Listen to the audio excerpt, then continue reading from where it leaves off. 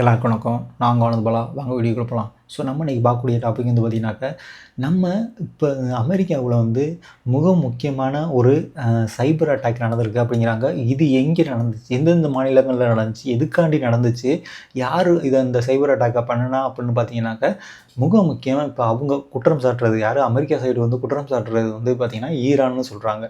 Iran சைட்லேருந்து தான் வந்து எங்களோட நாட்டில் உள்ள முக்கியமான, அதாவது தண்ணீர் தரக்கூடிய இடங்களாகவும் இருக்கட்டும், அது மட்டும் இல்லாமல் அங்கே இருக்கிற கழிவுநீர் சம்மந்தப்பட்ட சைபர் அட்டாக் பண்ணியிருக்காங்க. ஸோ இது 7 மாநிலங்களில் வந்து அஃபெக்ட் ஆகிருக்கு அப்படிங்கிற மாதிரி சொல்லப்படுது. அது முக்கியமான ஒரு நகராட்சின்னு சொல்கிறாங்க. மினசோட்டா அப்படிங்கிற ஒரு நகராட்சியில் மட்டுமே 30 இடங்கள் மேலே வந்து பார்த்திங்கன்னா இந்த ஒரு சைபர் அட்டாக் வந்து நடந்திருக்கு அப்படிங்கிறாங்க. இந்த சைபர் அட்டாக்னா என்ன, எதுக்காண்டி வந்து ஈரான் பண்ணியிருப்பாங்க அப்படின்ட்டு இவங்க சொல்கிறாங்க. அது மட்டும் இல்லாமல் இதுக்கு முன்னாடி வந்து இஸ்ரேல் மேலேயும் வந்து ஈரான் பண்ணியிருக்காங்க அப்படிங்கிற மாதிரி சொல்கிறாங்க. அதாவது இஸ்ரேலும் வந்து ஈரான் மேலே வந்து சைபர் அட்டாக் பண்ணியிருக்காங்க அப்படிங்கிற மாதிரி சொல்லப்படுது. ஸோ இதெல்லாம் வந்து விரிவாக இன்றைக்கி இந்த வீடியோவில் பார்க்க போகிறோம். இன்றைக்கி ஃபஸ்ட்டு நம்ம பார்க்க போகிறது பார்த்திங்கன்னா மெயினாக அமெரிக்கா. ஸோ அமெரிக்காவில் 1,00,000 கோடிக்கு மேலே உள்ள குடிநீர் வடிகால் ஒரு வாரியம் இருப்பாங்க. ஸோ இந்த வடிகால் வாரியம் மூலியமாக தான் வந்து மற்ற எல்லா டிஸ்ட்ரிக்கு, அங்கே இருக்க எல்லா வில்லேஜ் எல்லாத்துக்கும் வந்து தண்ணிகளை வந்து பராமரிப்பாங்க. ஸோ அப்படி கொடுக்கக்கூடிய அந்த குடிநீர் ஆலைகளை வந்து இப்போ ஒரு சைபர் அட்டாக் நடந்திருக்குங்க மாதிரி சொல்கிறாங்க. அந்த சைபர் அட்டாக் மூலியமாக இங்கே போகக்கூடிய தண்ணிகள் வந்து எல்லாமே கட்டுப்பாடாக இருக்கான். அது மட்டும் இல்லாமல் இதில் ஒரு குறிப்பிட்ட வகையான ஒரு சல்ஃபர் ஆக்சைடுன்னு சொல்லிட்டு ஒரு குளோரின் இருக்குது. ஸோ இந்த குளோரினை வந்து அந்த தண்ணியை வந்து சுத்திகரிப்பு பண்ணுறதுக்கு வந்து யூஸ் பண்ணுவாங்களாம். அதோட லெவலை வந்து அதிகப்படுத்தியிருக்காங்க அப்படிங்கிற மாதிரி சொல்லப்படுறாங்க. இப்படி வந்து இந்த குளோரினை வந்து அதிகப்படுத்தினா அவங்க அந்த தண்ணியை குடிக்கிறவங்க எல்லாருக்கும் வந்து வாந்தி, மயக்கம் இந்த மாதிரி வர உடலில் உள்ள ஒரு சில வியாதிகள் வர்றது கூட வாய்ப்புகள் இருக்குது அப்படிங்கிற மாதிரி சொல்லப்படுறாங்க. ஸோ இதெல்லாம் வந்து நடந்திருக்கு அப்படிங்கிற மாதிரி சொல்லப்படுது. அடுத்து வந்து பார்த்திங்கன்னா 16,000 இடங்களுக்கு மேலே வந்து பார்த்திங்கன்னா கழிவுநீர்கள் அந்த தொட்டிகள்லாம் இருக்கும் பார்த்திங்கன்னா, சுத்திகரிப்பு தொட்டிகள், அதை எல்லாத்தையும் வந்து பார்த்திங்கனாக்கா சைபர் அட்டாக் நடந்திருக்கு. ஸோ இதெல்லாம் சைபர் அட்டாக் நடந்துச்சுன்னா என்னென்ன நடக்கும்? ஸோ அங்கே சைபர் அட்டாக் நடக்கும்போது அந்த இடத்துல போகக்கூடிய பேக்கேஜ் எல்லாமே வந்து கட்டாயிடுச்சுன்னா அந்த இருக்கிற எல்லாமே வந்து வெளியாகிறதுக்கான வாய்ப்புகள் இருக்குது. ஸோ அப்படிங்கிற மாதிரி சொல்லப்படுறாங்க.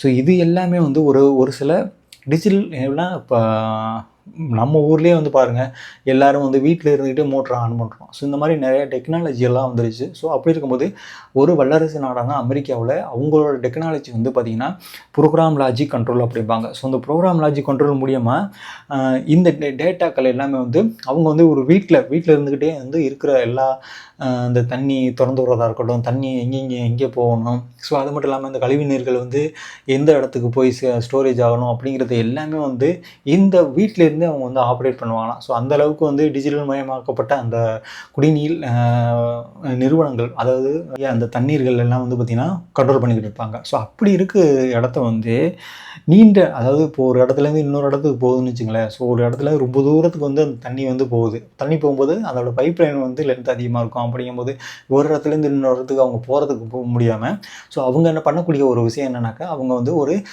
மிகப்பெரிய ஒரு ஸ்டேஷன் மாதிரி வச்சுருப்பாங்க. அந்த ஸ்டேஷனில் ஒரு சிஸ்டம் ஒரு இடம் எல்லாமே வந்து டிஜிட்டல் மயமாக்கப்பட்டிருக்கும். ஆனால் இவங்க வீட்டில் இருந்தே அதை எல்லாமே ஆப்ரேட் பண்ணுவாங்களாம். அந்தளவுக்கு வந்து இந்த அவங்களோட டிஜிட்டல் மயம் வந்து அதிகமாக இருந்திருக்கு. ஸோ அப்படிப்பட்ட இடங்களை வந்து தான் அவங்க டார்கெட் பண்ணியிருக்காங்க.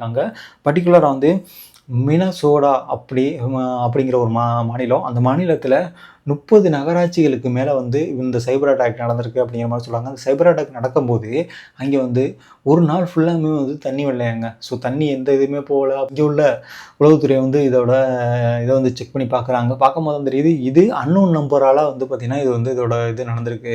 அது மட்டும் இல்லாமல் இது ஈரான்லேருந்து தான் பண்ணப்பட்டிருக்காங்க அப்படிங்கிற மாதிரி வந்து அந்த டயத்தில் அவங்களோட உளவுத்துறை, இந்த எஃப்ஏன்னு சொல்ல பார்த்திங்களா உளவுத்துறை, அவங்க சொல்லக்கூடிய முக்கியமான ஒரு இது என்னன்னாக்கா, இது பிசிசியோட ஒரு சைபர் அட்டாக்கு. பிசிசிங்கிறது ஈரானை சேர்ந்த கண்டாலா பிரிவை சார்ந்த ஒரு பிரிவு இருக்காங்க. அந்த கண்டாலா பிரிவு சார்ந்தவங்க தான் வந்து இந்த மாதிரி ஒரு சைபர் அட்டாக்கை பண்ணியிருக்காங்க. இதுக்கு முன்னாடி வந்து அவங்க இஸ்ரேல் மேலே பண்ணியிருக்காங்க, நிறைய நாடுகள் மேலே பண்ணியிருக்காங்க. அதை வந்து இப்போ எங்கள் நாடு மேலே, அதாவது அமெரிக்கா மேலேயும் பண்ணியிருக்காங்க அப்படிங்கிற மாதிரி சொல்கிறாங்க. ஸோ அது மட்டும் இல்லாமல் இது வந்து முக்கியமாக இதுக்கு முன்னாடி பாலஸ்தீனத்து மேலே வந்து போர் பண்ணாங்க. யார்? இஸ்ரேல் பண்ணாங்க. அப்போ பண்ணும்போது ஹமாஸ் மேலே வந்து அதிகமான தாக்குதல் நடத்துனாங்களா. ஸோ அந்த தாக்குதல் நடத்தும் போது ஈரான் என்ன பண்ணுறாங்கனாக்கா, ஹமாஸுக்கு வந்து அவங்க ஆதரவு கொடுக்கக்கூடியவங்க. அப்படி இருக்கும்போது அவங்க இஸ்ரேல் மேலே வந்து ஒரு சைபர் அட்டாக் பண்ணுறாங்க. சைபர் அட்டாக் பண்ணும்போது பார்த்திங்கன்னா இங்கே உள்ள இதே மாதிரி தண்ணீர் தொட்டிகள், அது மட்டும் இல்லாமல் கழிவுநீர்கள், இது எல்லாத்தையும் வந்து அவங்க கண்ட்ரோலில் வச்சுடுறாங்க. எல்லாத்தையும் வந்து சைபர் அட்டாக் பண்ணி அங்கே வந்து மிகப்பெரிய ஒரு பாதிப்புகளை ஏற்படுத்துகிறாங்க. ஸோ அப்படிங்கிற மாதிரி நடக்குது. அதுக்கப்புறம் வந்து பார்த்திங்கன்னா, ஏன்னா உலகத்திலேயே வந்து 2 மிகப்பெரிய ஒரு உளவுத்துறைகளை கொண்ட ஒரு நாடுன்னு சொல்லலாம். யார்? இஸ்ரேல் வந்து மொசாடுங்கிறது வந்து எவ்வளோ பெரிய ஒரு உளவுத்துறைன்னு தெரியும். அதே மாதிரி வந்து பார்த்திங்கன்னா எஃப்ஐங்கிறது அமெரிக்கா. ஸோ அவங்க 2 பேரும் உளவுத்துறையில் உள்ளவங்களுக்கே வந்து பார்த்திங்கன்னா ஆட்டம் காமிக்கிற அளவுக்கு ஈரான் வந்து அவங்களோட சைபர் அட்டாக் வந்து பண்ணியிருக்காங்க. அதாவது இந்த கண்டாரா பிரிவை சார்ந்தவங்க தான் பண்ணியிருக்காங்க. அப்போ வந்து பார்த்திங்கன்னா காலிஃபோர்னியா. ஸோ அமெரிக்காவில் இருக்கக்கூடிய காலிஃபோர்னியாவில் 5 ஜிபிக்கு மேலே உள்ள ஒரு டேட்டா வந்து இவங்க வந்து சைபர் அட்டாக் மூலியமாக வந்து எடுத்திருக்காங்க. நிறுவனமான ஸ்டே ஹேர் அப்படின்னு சொல்லிட்டு ஒரு நிறுவனம் இருக்குது. இந்த நிறுவனத்தோட டேட்டாக்கள் எல்லாமே வந்து பார்த்திங்கன்னா சைபர் அட்டாக் நம்பப்பட்டிருக்கு அப்படிங்கிற மாதிரி சொல்லப்படுறாங்க. இது மாதிரி அங்கே இருக்கிற உள்கட்டமைப்புகள் இது எல்லாமே வந்து அவங்களோட டேட்டாக்கள் எல்லாமே வந்து திருடப்படுது அப்படிங்கிற மாதிரி அவங்க வந்து கம்ப்ளைண்ட் அதிகமாக வந்துட்டுருக்கு. ஸோ வந்துட்டு இருக்கும்போது என்ன ஆகுது, இது வந்து நீண்ட நாட்களாகவே இவங்க பண்ணக்கூடிய அந்த அட்டாக் மூலியமாக அங்கே இருக்கிற நிறுவனங்கள் எல்லாமே வந்து டேட்டாக்கள்லாம் வந்து காலியாகுது. இது எல்லாமே வந்து அவங்க சைபர் அட்டாக் மூலியமாக பண்ணிக்கிட்டு இருக்க மூலியம் இது வந்து 2020 வந்து ஈரான் என்ன பண்ணுறாங்கன்னா இஸ்ரேல் மேலே ஒரு சைபர் அட்டாக் பண்ணுறாங்க. இந்த சைபர் அட்டாக் எப்படி நடந்துச்சுன்னா, இங்கே இருக்கிற கழிவுநீர்களாக இருக்கட்டும், அது மட்டும் இல்லாமல் தண்ணீர், அதாவது தண்ணி குடிக்கக்கூடிய இதில் அட்டாக் பண்ணாங்க. அப்படி பண்ணும்போது அவங்க என்ன பண்ணாங்கன்னாக்க இந்த குடிநீர் இதில் வந்து ஒரு குளோரினை வந்து அவங்க வந்து கலப்பாங்க. ஸோ அந்த குளோரின் லெவலை வந்து அதிகப்படுத்துகிறாங்க. ஸோ ஆட்டோமேட்டிக்காக வந்து பாருங்கள், ஒரு லெக்கில் அவங்க இங்கே இருக்காங்க, 1000 கிலோமீட்டருக்கு அங்கிட்டு இருக்காங்க, இவங்க இங்கே இருக்காங்க. ஆனால் இந்த டிஜிட்டல் மயம் மூலியமாக இங்கே இருந்துக்கிட்டே வந்து அந்த பாய்சனான அந்த குளோரின் லெவலை வந்து அதிகப்படுத்துகிறாங்க அப்படிங்கிற மாதிரி வந்து அந்த இடத்துல சொல்லப்பட்டது.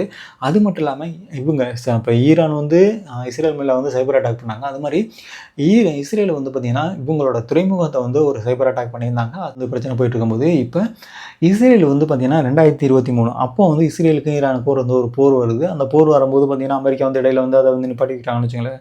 அப்போ வந்து ஈரான் மேலே வந்து முக்கியமான ஒரு சைபர் அட்டாக் பண்ணுறாங்க. யார்? இஸ்ரேல். அது வந்து பார்த்திங்கன்னா செபா, நெரோட்டா அப்படிங்கிற மாதிரி ஒரு இடத்துல, அதாவது அங்கே உள்ள பேங்கில் வந்து பார்த்திங்கன்னா இஸ்ரேல் வந்து சைபர் அட்டாக் பண்ணுறாங்க. அதாவது பேங்கில் இருக்கிற எல்லாத்தையும் இந்த டேட்டாக்களை வந்து பார்த்திங்கன்னா ஃபுல்லாக வந்து கரெக்ட் ஆகிடுது. அங்கே உள்ள எந்த சிஸ்டமே வந்து ஒர்க் ஆகாமல் போயிடுது. ஸோ இது மூலியமாக வந்து அவங்க வந்து அவங்களோட அட்டாக் வந்து அதிகப்படுத்துகிறாங்க அப்படிங்கிற மாதிரி சொல்லப்படுறாங்க. இது மூலியமாக வந்து பார்த்திங்கன்னா இங்கே இருக்க பேங்கில் எந்த பேங்கும் வந்து பார்த்திங்கனாக்கா ஒர்க் ஆகலை அப்படிங்கிற மாதிரி சொல்லப்படுது. ஸோ அந்த காலகட்டங்களில் இப்பவும் சரி அவங்க அதிகமாக வேறு நாடுகளில் வந்து பிஸ்னஸ் பண்ண முடியாது. அவங்க மேலே வந்து பொருளாதார தடை வந்து அமெரிக்கா வந்து விதிச்சிருக்காங்க. அப்படி இருக்கும்போது அவங்க எதை வந்து பிஸ்னஸாக யூஸ் பண்ணுவாங்கன்னா கிரிப்டோ கரன்சின்னு சொல்லுவாங்க. இந்த கிரிப்டோ கரன்சியை தான் வந்து அதிகமாக வந்து அவங்க யூஸ் பண்ணும்போது இந்த கிரிப்டோ கரன்சி மேலேயும் வந்து இவங்க சைபர் அட்டாக் பண்ணியிருக்காங்க அப்படிங்கிறாங்க. அதாவது நோபிடெக்ஸ் அப்படின்னு சொல்லிட்டு ஒரு நிறுவனம் இருக்குது. இந்த நிறுவனம் தான் ஈரானோட முக்கியமான இந்த கிரிப்டோ கரன்சிக்கான ஒரு மிகப்பெரிய ஒரு நிறுவனம் சொல்லலாம். அப்படிப்பட்ட நிறுவனத்து மேலேயே வந்து இஸ்ரேல் வந்து பார்த்தீங்கன்னாக்கா சைபர் அட்டாக் பண்ணியிருக்காங்க. சைபர் அட்டாக் பண்ணி அங்கே உள்ள மிகப்பெரிய ஒரு சேதத்தை ஏற்படுத்தியிருக்கு அப்படிங்கிற மாதிரி சொல்லலாம். இப்போ அமெரிக்கா மேலே வந்து இப்போ ஈரான் பண்ணியிருக்காங்கன்னா அவங்க வந்து சொல்கிறாங்க, யார்? அமெரிக்கா சொல்கிறாங்க. ஆனால் இதுக்கு முன்னாடி வந்து இஸ்ரேலுக்கும் ஈரானுக்கும் பல முறை வந்து சைபர் அட்டாக் நடந்திருக்கு. சைபர் அட்டாக் மூலியமாக அவங்களோட பேங்குகள் திவாலானதாக இருக்கட்டும், அது மட்டும் இல்லாமல் அவங்களோட துறைமுகங்கள் அடி வாங்கினுச்சு. அது மட்டும் இல்லாமல் இஸ்ரேல் சைடில் உள்ள குடிநீர் வாரியமாக இருக்கட்டும், கழிவுநீர் வாரியம், இந்த மாதிரி நிறைய இடங்களில் வந்து இவங்க சைபர் அட்டாக் நடந்திருக்கு. மாற்றி அடிச்சிருக்காங்க. ஆனால் இப்போ புதுசாக அமெரிக்கா மேலேயே வந்து சைபர் அட்டாக் நடந்திருக்கு. அப்படி முக்கியமாக அங்கே இருக்க 7 மாநிலங்கள்லேயும் 30க்கும் மேற்பட்ட நகராட்சிகளில் வந்து தண்ணியிலே இப்போ வரலை அப்படிங்கிற மாதிரி சொல்லப்படுறாங்க. அந்த மாதிரி நிறையா வந்து இஷ்யூஸ்லாம் நடந்துகிட்ருக்கு. இப்போ ஒரு 2-3 நாளைக்கு முன்னாடி வந்து பார்த்தீங்கன்னாக்கா ஒரு நியூஸ் வருது. அது என்னென்னா, நாட்டு படைகளோட ஒரு மாநாடு நடக்குது. அந்த மாநாட்டுக்கு போயிட்டு ரிட்டர்ன் வரும்போது அவர் வரக்கூடிய ஒரு 747ங்கிற ஒரு விமானத்து மூலியமாக தான் அவர் வரணும். ஆனால் அந்த விமானத்தை விட்டுட்டு RC-332 அப்படிங்கிற ஒரு விமானத்து மூலியமாக இங்கேருந்து வந்து வெளியாகிறாரு, பிரிட்டன் போகிறாரு அப்படிங்கிறாங்க. ஏன்னா அது இங்கே உள்ள ஒரு பாதுகாப்பு குறைபாடுகள்னால இங்கே வந்து அந்த மாதிரி பண்ணியிருக்காங்க. அதாவது ஒரு ஃபுட்டு இது பண்ணக்கூடிய ஒரு கண்டெய்னர் மூலியமாக வெளியாகி அது வேறு விமானத்தை வந்து மாற்றப்பட்டார் அப்படிங்கிற மாதிரி சொல்லப்படுறாங்க. அவரோட பாதுகாப்பு வந்து ரொம்ப முக்கியம் அப்படிங்கிற மாதிரி வந்து அவங்க சைடு சொல்கிறாங்க. ஏன்னா அவர் வர்றதுக்கு முன்னாடி, அதாவது ஜூலை 8-9 நினைக்கிறேன் சம்திங், அந்த டைம்களுக்கு முன்னாடி தான் வந்து பார்த்திங்கன்னா அலி கமோனியோட இறுதி ஊர்வலம் நடந்துச்சு. அப்போ மக்கள் வந்து எல்லாம் கொந்தளிச்சு பேசியிருந்தாங்க. எங்களோட முதல் எதிரியே வந்து ட்ரம்ப் தான் அப்படிங்கிற மாதிரி சொல்லியிருந்தாங்க. அதே மாதிரி வந்து இந்த பிரச்சனை வந்து ஒரு மிகப்பெரிய ஒரு இஷ்யூவாக மாறிக்கிட்டு இருக்குன்னு சொல்லலாம். அது மட்டும் இல்லாமல் இப்போ இந்த சைபர் அட்டாக் நடந்திருக்கிறதும் வந்து இதுக்கு ரிலேட்டடாக இருக்கலாமோ அப்படிங்கிற வந்து அமெரிக்கா சைடு வந்து அஞ்சப்படுது. ஸோ இதாங்க. ஏன்னா இப்போ இந்த டிஜிட்டல் உலகத்தில் என்ன வேணாலும் நடக்கலாம். இப்போ அது மாதிரி இந்த டிஜிட்டல் உலகம் மட்டும் இல்லாமல் இப்போ வந்து ஏஐல வந்து ரொம்ப அட்வான்ஸ்டு லெவலில் வந்து இப்போ போயிட்டுருக்குன்னு சொல்லலாம். ஸோ அப்படி இருக்கும்போது இந்த இப்போ என்ன இப்போ நான் ஒரு வீடியோ பண்ணுறேன்னா, இந்த வீடியோ மாதிரியே வந்து ஒரு ஏஐ ஜென்ரேட் பண்ணி நான் பேசுகிற மாதிரியே வந்து பேசும். அந்தளவுக்கு வந்து இங்கே உள்ள டெக்னாலஜி வந்து வளர்ந்துக்கிட்டு இருக்குது. அப்படி இருக்கும்போது இது வந்து மக்களுக்கும் வந்து ஆபத்து ஏற்படுத்தக்கூடியதாகவும் இருக்குது அப்படிங்கிற மாதிரி வந்து நம்ம இதில் வந்து தெரிஞ்சுக்கலாம். ஏன்னா ஒரு 1000 கிலோமீட்டர் 500 கிலோமீட்டர் தூரத்தில் இருந்துக்கிட்டு ஒரு லக்கில் ஒரு தரக்கூடிய தண்ணீர் இதையே வந்து அவன் கண்ட்ரோல் பண்ண முடியுதுனாக்கா என்ன வேணால் இந்த உலகத்தில் பண்ண முடியும் அப்படிங்கிறது வந்து இது வந்து ஒரு சாட்சின்னு எடுத்துக்கலாம். ஸோ இதை இன்றைக்கி இந்த வீடியோவில் பார்க்குற மாதிரி இருந்தோம். வாங்க அடுத்த வீடியோ பார்ப்போம். நாங்கள் ஆனது பலா, வணக்கம். ஸோ நான் இந்த மாதிரி உங்களுக்கு வந்து வீடியோ ரெகுலராக கொடுக்கணும்னா நீங்கள் பண்ண வேண்டியதெல்லாம் வேறு ஒன்றும் இல்லைங்க, சப்ஸ்கிரைப் பண்ணுங்கள். சப்ஸ்கிரைப் பண்ணால் தான் நான் கொடுக்கக்கூடிய வீடியோலாம் வந்து உங்களுக்கு இந்த யூடியூப் அல்காரிதம் வந்து உங்களுக்கு நோட்டிஃபிகேஷன்லாம் காமிக்கும்.